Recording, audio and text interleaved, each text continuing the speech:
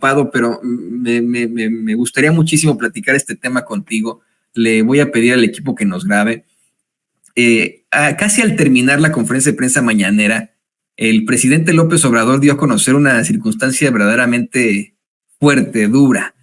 Habla de cómo es que en este caso del ministro calderonista Luis María Aguilar, llega para él esta determinación, este proyecto para determinar si se va a discutir el asunto de Ricardo Salinas Pliego y lo que le debe al SAT, que es el presidente dice 25,000 millones, pero es entre 25,000 y 30,000 millones de pesos.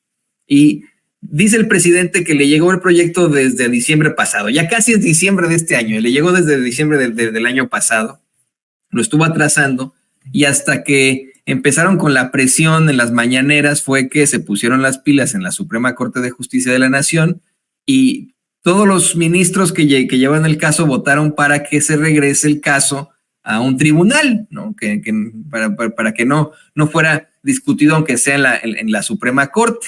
Pero creo que las palabras son fuertes, ¿no? El presidente exhibe a un ministro que hace un par de días salió a decirnos a los mexicanos que esos fideicomisos son para que ellos puedan servir a México con independencia, y que es lo único que hacen ahí en la Suprema Corte de Justicia, servir a México.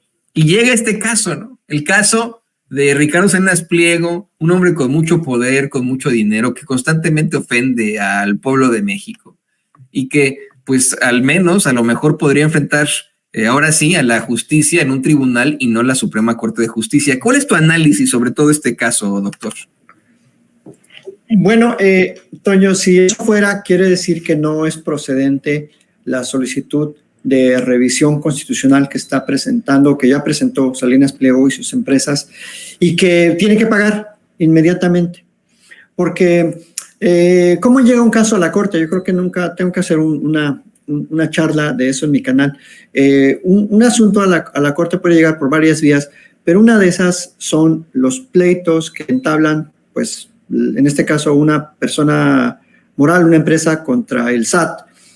Y ese pleito ya se acabó en un tribunal administrativo, seguramente, o en el tribunal fiscal, pero ellos, todas las personas, tienen derecho a plantearle a la Suprema Corte que su caso tiene importancia constitucional y se interpretó algún derecho, algún artículo de la Constitución, y que por eso quieren que la Corte lo revise, porque la interpretación se hizo mal o porque no se hizo esa interpretación habiéndose planteado. Entonces, lo mandan a la Corte y la Corte es quien dice, ok, sí, es verdad que en este caso hubo un planteamiento de constitucionalidad, yo lo voy a analizar, pero si están rechazando incluso el planteamiento, aunque ya se tardaron mucho, no era para que se tardaran tanto, yo sé que no es fácil los asuntos constitucionales determinar a veces el fondo o a veces la procedencia, pero 11 meses ya se me hace un exceso.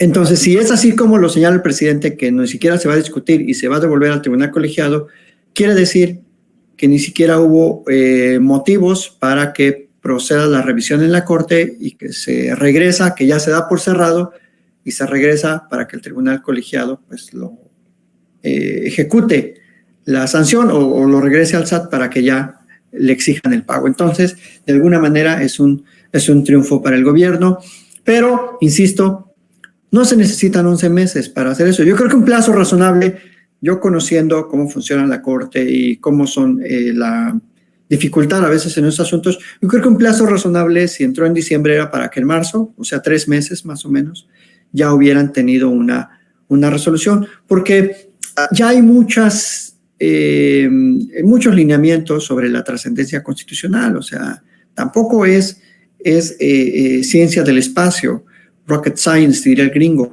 y las cuestiones de procedencia constitucional ya están muy bien delimitadas, o sea que así sean 50,000 millones o 20 pesos, ya se sabe cuándo esos asuntos sí proceden o no ante la Corte. Entonces, sí es un exceso ese retraso de la justicia y no entra dentro de los plazos razonables para impartir justicia en una instancia como la Corte. Efectivamente, qué bueno que lo puedas explicar en estos términos para la gente que no sabe, los que no somos neófitos de ese tipo de asuntos y que tienen un conocimiento más amplio. Creo que con eso deberíamos empezar el próximo programa. Ese debería ser el encabezado. Salinas Pliego tiene que pagar. Tiene que pagar, y esto fue lo que dijo el presidente López Obrador. Me llama la atención, doctor, que nunca menciona su nombre. Esto es diplomacia pura, ¿no? Evidentemente. Pero bueno, esperemos que así sea. Y yo te quiero agradecer que te hayas conectado con nosotros, que nos des claridad sobre la huelga, sobre lo que está ocurriendo, sobre la gente dentro de ese poder judicial que conoces tú perfectamente. Y sobre todo de cómo es que sí hay buenos abogados, sí hay personas que están comprometidas con la justicia, con la gente, que están ahí para servir al pueblo como tú lo haces. Eso verdaderamente es para nosotros fantástico, es muy importante, y por eso eres miembro de este gran equipo de Sin Censura.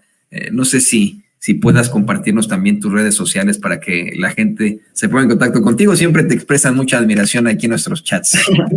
Muchas gracias. Yo también admiro mucho al público de Sin Censura porque pues es un público muy analítico, muy inteligente, es un público que no se le puede engañar, muy cuestionador, y eso pues gusta mucho siempre. Yo también veo Sin Censura, también veo los comentarios, y solo quiero agregar que también hay muy buenos médicos, odontólogos e ingenieros. O sea, la gente buena, digamos, somos más, nada más que como decía Alberto Cortés y Facundo Cabral, no hacemos ruido, y a veces la bondad y la justicia no hace ruido, y eso pues a veces es desventaja. Pareciera que domina el mal, pero no. Creo que siempre tenemos que tener un mensaje de optimismo, de que como mexicanos podemos impulsar cambios desde nuestras trincheras, y esta Sin Censura es una trinchera de comunicación muy importante. Pues síganme ahí en Twitter, en @IsaacDePaz, y en mi canal de YouTube, Isaac de Paz González. Muchas gracias, Toñito, a Ceci, a todo el equipo, a don David, a Vicente y a todo el elenco de Sin Censura. Buen viernes para todas y todos. Muchas gracias. Muy